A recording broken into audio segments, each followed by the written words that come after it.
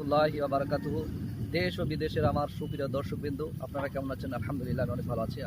আল্লাহ পাকের অশেষ দয়া, অনুগ্রহ, অনুকম্পায় আপনারা অনেক ভালো আছেন। তো আল্লাহ সুবহানাহু ওয়া তাআলা পবিত্র কালামুল্লাহ শরীফে বলেন, আউযু বিল্লাহি মিনাশ শাইতানির রাজিম, বিসমিল্লাহির রহমানির রহিম। ওয়া আনজালনা মিনাস সামাই মাআন ফাখরাজা বিহি মিনাত তামারাতি রিজকাল লাকুম।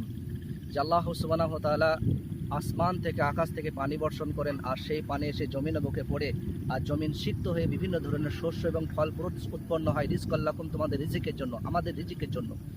তো পানি আল্লাহ সুবহানাহু ওয়া তাআলার একটা বিশেষ রহমত। পানির অপর নাম হচ্ছে জীবন। যদি পানি না থাকে তাহলে কোনো প্রাণী জগতই বেঁচে থাকতে পারে না, প্রাণী জগৎ পুরো শেষ হয়ে যাবে। তো আমরা জানি যে বিগত কয়েক বছর ধরে ঠিকঠাক বর্ষণ না হওয়ার কারণে চাষের যে জমিগুলো, সেই জমিগুলো পুরো অনাবাদি হয়ে পড়েছিল, চাষবাস হয়নি। আর আমরা সাধারণ মানুষ সবাই যে বর্ষার চাষে যে একটা গন্ধ, সেই গন্ধ থেকে আমরা সবাই বঞ্চিত ছিলাম। তো আল্লাহ সুবহানাহু ওয়া তাআলার অশেষ দয়া, অনুগ্রহ, অনুকম্পায় যে আল্লাহ সুবহানাহু ওয়া তাআলা আসমান থেকে মুষলধারা তার রহমতের বাড়ি বর্ষণ করেছেন। আর দেখতে পাচ্ছেন যে এই বছর আলহামদুলিল্লাহ যে চাষের জমিতে কীভাবে পানি জমে আছে, সব জমিতে দেখেন কিভাবে পানি জমে আছে, পানি ছাপিয়ে গেছে।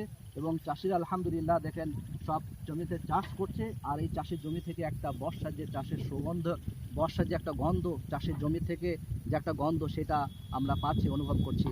আমরা এই মুহূর্তে আছি আপনার সালার পশ্চিম মাঠে আমরা মাঠে এসেছি এই চাষের জমি দেখতে, এবং চাষের যে বর্ষার চাষের জমি থেকে যে একটা গন্ধ, সেই গন্ধ অনুভব করতে।